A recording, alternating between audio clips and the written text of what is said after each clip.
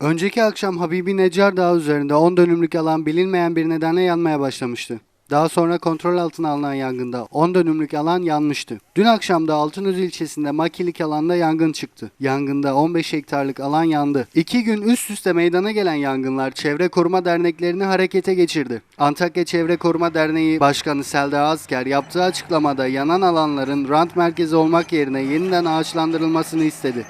Aşırı sıcak havalarda yangın olaylarının yaşanmadığına dikkat çeken asker, son 2 günde çıkan yangınları manidar olarak nitelendirip sebebi araştırılarak suçlular bulunmalıdır dedi.